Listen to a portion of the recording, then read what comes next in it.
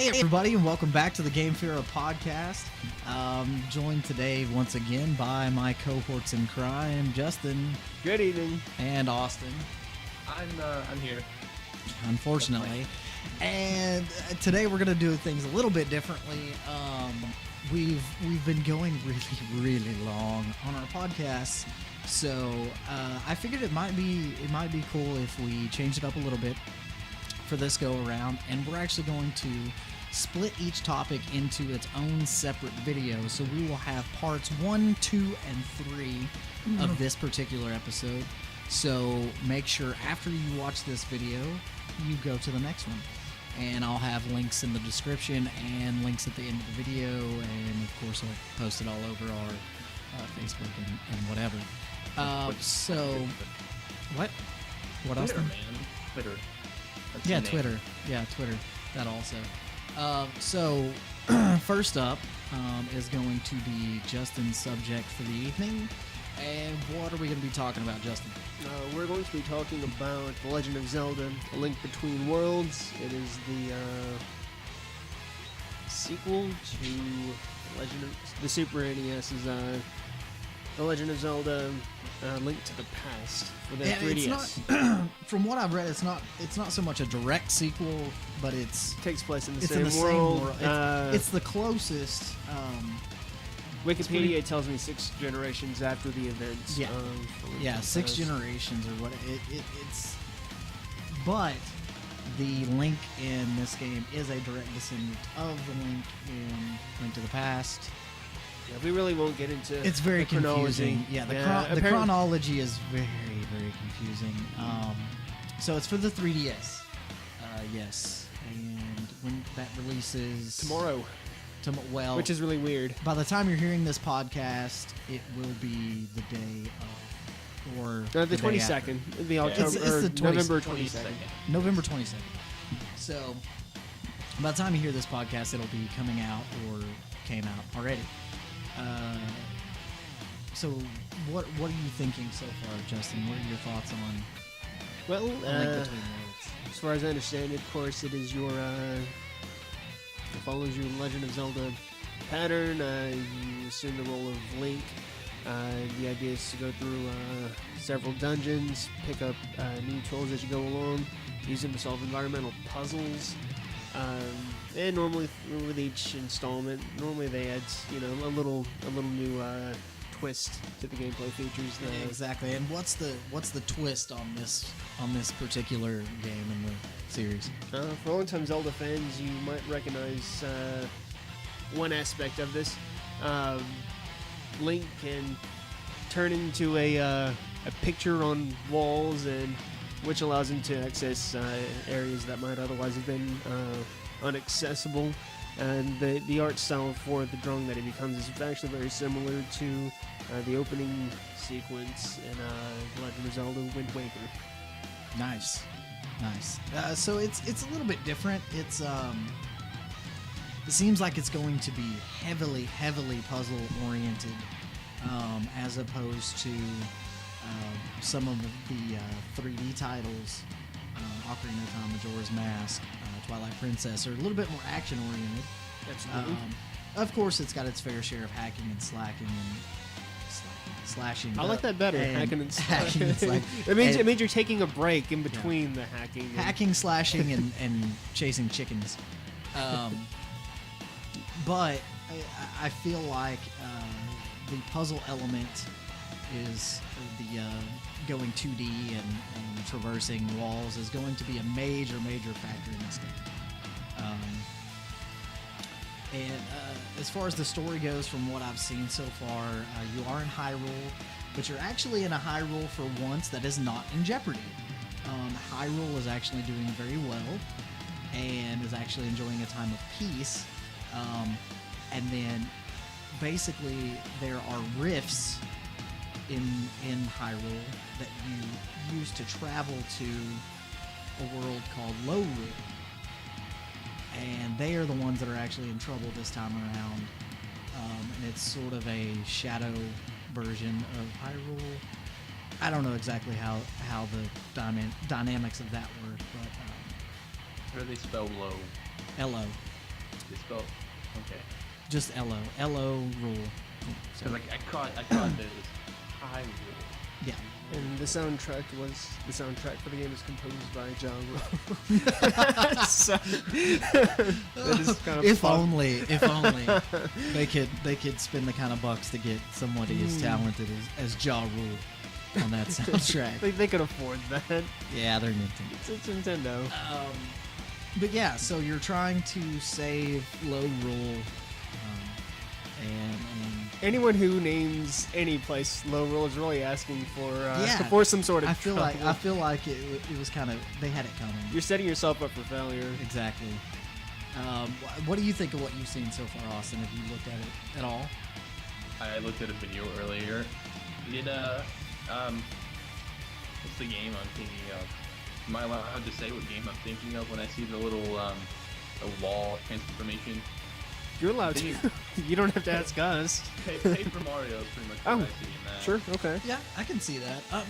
And I think in the past couple of years, there's been several games that have kind of used that 2D to 3D dynamic. Sure. There's a couple different ones, especially on the 3DS. There was one, I can't remember the name off the top of my head, that really pushed the 2D and 3D. Was that a Mario game? No, it wasn't. But the Mario games have been, Yeah. kind of playing with that on the 3DS, and a lot of the games on the 3DS, have been playing with that 2D and 3D dynamic. It's pretty cool. I can't say that I'm super excited about the game. I personally would have liked something more in the vein of Ocarina of Time, Majora's, a 3D action version game, and they may have one in the works. I know the Legend of Zelda game that's coming out on the Wii U pretty soon is going to be more of the 3D dynamic. So maybe they wanted to stay away from that for that reason, because they didn't want two games so similar. I don't know. It's Nintendo. They do what they want. From what we've seen so far, the only selling point so far has been the Link turning into a picture aspect. I mean, nothing's really been leaked as far as the story. It really seems like they're really trying to bank on the fangirlism for A Link to the Past. Yeah. Because other than Ocarina of Time, your Zelda purists would probably say A Link to the Past was probably the quintessential Zelda experience. So there Yeah. you have a lot of the older fans who are really excited for this. Most people, when you ask them their favorite Zelda game, they're going to be split down the middle pretty evenly, I think, between Ocarina of Time and Link to the Past. Those seem to be, and of course, there's other people that say Link to the Past, but they're few and far between as compared to those other two. Those seem to be the ones that have made the most impact with people. And they are very different games. I mean, at their core, they're all Zelda games. They all have the same, overarching themes and a lot of the same gameplay elements. But definitely in this game, you can see it's very, very, very much inspired by A Link to the Past. Even though the 3DS is capable of some pretty detailed graphics. I mean, it's not as far advanced as like the Vita. The Vita, has a pretty powerful graphic processor. If I can compare it to anything, I would say it's A Link to the Past meets Phantom Hourglass or Spirit Tracks. It's the top-down view that we're kind of used to with the NES games and the Super NES games, and even with the more recent DS games. Honestly, I can say that I was really not overly impressed by the graphics that I've seen so far. When I pick it up and hold it and play the game, I may, change my mind, but I don't have that huge fanboyism for A Link to the Past. I did not play it when it first came out. I didn't play it until a couple of years ago when I picked up a copy for the Super Nintendo and played through it. Great game. It's an amazing game. But like I said, I don't have that fanboyism, so the graphics, I mean, not that they're bad or not that they're, don't portray the world like it should be or whatever. But I just wasn't, awestruck. Yeah, I'm really not too excited. The only Zelda games I've actually played have been on the handheld systems. I have actually yet to play a Zelda game on a home console. I really did enjoy Beyond Good and Evil and Okami, which I thought were better Zelda games than any Zelda game I've played. Games than actual Zelda games. And it's just I really don't like Zelda puzzles. I suffer through them, but I really did like Phantom Hourglass for the sailing, getting from point A to point B. And I did buy a copy of Spirit Tracks a couple weeks ago. The train segments look fun. The puzzle aspects of the Zelda games, I mean, you kind of love it. It's kind of a love-hate relationship, I think. It's a lot of people really enjoy it. I don't super enjoy it. I kind of tolerate it to get to get through the story and to get to some of the action stuff. But like I said, I think I'm more drawn to the more action-oriented titles in the Zelda series. I will pick it up eventually. I'm not gonna rush out and buy it on release day. Do you think you'll pick it up, Austin? I think anybody that's ever played a Zelda game, I mean, they're all gonna eventually pick up most of them that they can. Yeah. I mean, even though there's probably a lot of people that's not excited for it, but they're probably still gonna pick it up. I'll probably pick it up just to mess around with it. I'm not per se excited to play it or anything. I haven't followed it very well, so yeah. But I'll probably pick it up eventually. I'm not gonna rush and grab it as soon as it comes out. But. It doesn't seem that there's been a ton of press push. No, not really. I've seen some commercials, but I think I've seen one on TV. I've seen more on the internet, more press on the internet than anything else, of course. But it doesn't feel like Nintendo is really pushing it super hard. They're coming off a huge sales streak with Pokemon. So I think they've been putting a lot of the resources into that. And rightly so. I mean, it's one of the fastest selling, actually the fastest selling 3DS game to date, and looks to be probably one of the best selling on the system for a while. I kind of want why now instead of sex. Hey, I don't blame you. I've actually also been considering picking up X and we can trade. We can trade. I think there are going to be some Black Friday deals on it, so you might look out for that. I'm not going to get shot over a video game. Well, a lot of stores do Black Friday over the internet now. So 2013. Yeah, the future. We have the interwebs. Science. So I still don't feel safe. I feel like I'm about to bid on something, and someone's just going to come to my house and be like, "Don't click that button." You're going to get ran over by a virtual cart. When do they DM you? They're gonna DM you, Austin. Put your personal information out. But no, I think somebody was telling me today they saw at least one place is gonna have the Pokemon X and Y on Black Friday, so you might look for that. What place for that, Chris? I believe it was Sears. Sears. Yeah. I was gonna say it like we were sponsoring. Hey, no. Whatever. I believe it was. They need all the help they can get. To they be do. Honest. They lost. They really do. they lost a good chunk their last quarter. Yeah, they're not doing it. The motto. Sears, we need all the help we can get. Before we get too far away from the subject, I do know that they're doing a 3DS bundle with A Link Between Worlds. They are. It looks awesome too. This looks nice. I wouldn't mind owning one of those. For anyone who hasn't bought a 3DS yet, it's the 3DS XL, and it has Triforce on it, and of course it's gold. It's gold and has like the Triforce design. Yeah, it looks friggin' sweet. So if anyone's been holding off on buying a 3DS XL, now would be a good time if you're a Zelda fan. Yeah, pick up the 3DS XL with the Zelda bundle and pick up Pokemon with it. Dude, you'll be set for like a month. But yeah, don't let me get your. Well, don't let me get your hopes up too high. It's a digital download on the 3DS, if I remember right. Yeah, No. I don't think it comes with a physical copy of the game. But hey, Just- that's. I prefer my physical copies though. Thank you. I do too.